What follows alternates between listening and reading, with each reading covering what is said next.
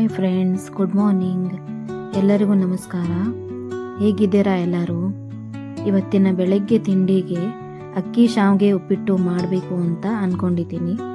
ಅಕ್ಕಿ ಶಾವಿಗೆ ಉಪ್ಪಿಟ್ಟು ಉದುರಾಗಿ ಹೇಗೆ ಮಾಡುವುದು ಅಂತ ಇವತ್ತಿನ ವಿಡಿಯೋದಲ್ಲಿ ತಿಳಿಸ್ಕೊಡ್ತೀನಿ ನೋಡಿ.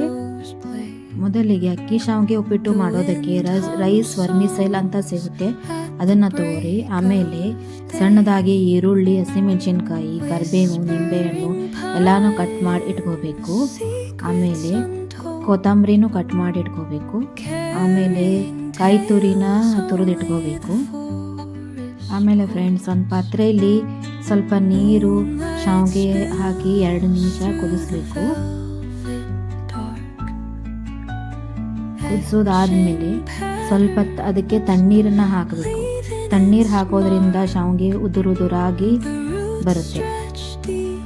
ಆಮೇಲೆ ಅದನ್ನು ಬಸ್ಕೋಬೇಕು, ನೀರೆಲ್ಲ ಹೊರಗೆ ಹೋಗೋ ಥರ ಬಸ್ಕೋಬೇಕು.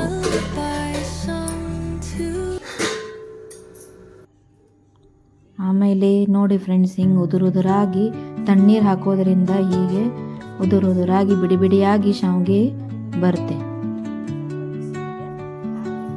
ಆಮೇಲೆ ಫ್ರೆಂಡ್ಸ್, ಇನ್ನೊಂದು ಕಡೆ ಒಂದು ಕಡಾಯಿಗೆ ಸ್ವಲ್ಪ ಎಣ್ಣೆ ಹಾಕಿ ಅದಕ್ಕೆ ಸಾಸಿವೆ, ಜೀರಿಗೆ, ಕಡಲೆಬೇಳೆ, ಉದ್ದಿನಬೇಳೆ, ಸ್ವಲ್ಪ ಶೇಂಗಾ ಹಾಕಿ ಚೆನ್ನಾಗಿ ಫ್ರೈ ಮಾಡ್ಕೋಬೇಕು.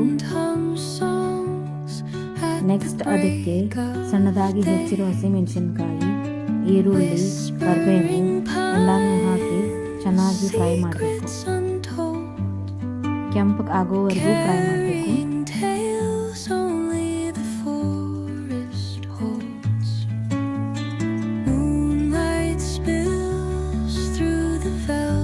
ಅದಕ್ಕೆ ಸ್ವಲ್ಪ ಉಪ್ಪನ್ನು ಹಾಕಬೇಕು. ಉಪ್ಪು ಹಾಕೋದ್ರಿಂದ ಎಲ್ಲ ಈರುಳ್ಳಿ ಎಲ್ಲ ಚೆನ್ನಾಗಿ ಬೇಗನೆ ಫ್ರೈ ಆಗುತ್ತೆ.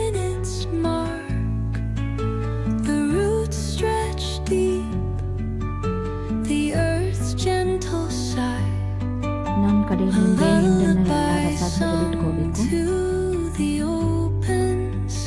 1 ನಿಂಬೆ ಹಣ್ಣಾದರೆ ಸಾಕು. ನಂತರ ಸ್ವಲ್ಪ ಅದಕ್ಕೆ ಅರಿಶಿನ ಪುಡಿ ಹಾಕಿ ಚೆನ್ನಾಗಿ ಫ್ರೈ ಮಾಡ್ಕೋಬೇಕು. ಸ್ವಲ್ಪ ಕೊಬ್ಬರಿ ತುರಿನ ಹಾಕಿ ಮತ್ತೆ ಫ್ರೈ ಮಾಡ್ಕೋಬೇಕು.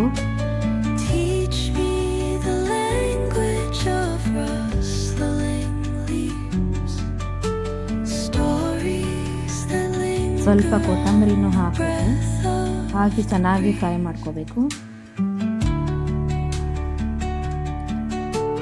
ನಂತರ ಅದಕ್ಕೆ ಸ್ವಲ್ಪ ಉಪ್ಪು, ನಿಂಬೆಹಣ್ಣು ರಸ ಹಾಕಿ ಮತ್ತೆ ಫ್ರೈ ಮಾಡ್ಕೋಬೇಕು. ಉಪ್ಪು ನೋಡಿ ಹಾಕಿ.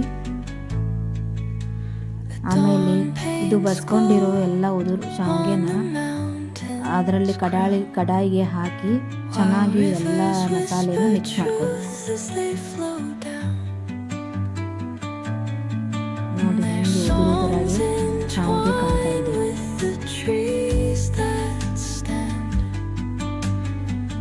ಇವಾಗ ಇದನ್ನೆಲ್ಲ ಚೆನ್ನಾಗಿ ಮಿಕ್ಸ್ ಮಾಡ್ಕೋಬೇಕು.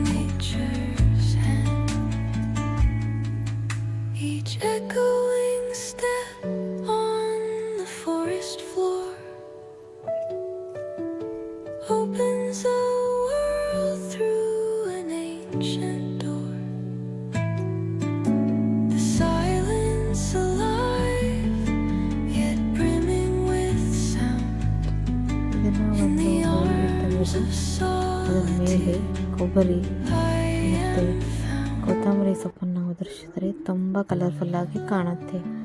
ತಿನ್ನೋಕ್ಕೂ ತುಂಬ ರುಚಿಯಾಗಿರುತ್ತೆ ಫ್ರೆಂಡ್ಸ್. ನೋಡಿ ಹೇಗೆ ಕಲರ್ಫುಲ್ಲಾಗಿ ಕಾಣ್ತಾ ಇದೆ. ನೀವು ಒಂದ್ಸಲ ಮಾಡಿ ನೋಡಿ, ತುಂಬ ರುಚಿಯಾಗಿ ಟೇಸ್ಟಿಯಾಗಿರುತ್ತೆ. ಈ ವಿಡಿಯೋ ನಿಮಗೆ ಇಷ್ಟ ಆದರೆ ಲೈಕ್ ಆ್ಯಂಡ್ ಸಬ್ಸ್ಕ್ರೈಬ್ ಮಾಡಿ ಫ್ರೆಂಡ್ಸ್. ಮತ್ತೆ ಮುಂದಿನ ವಿಡಿಯೋದಲ್ಲಿ ಸಿಗೋಣ.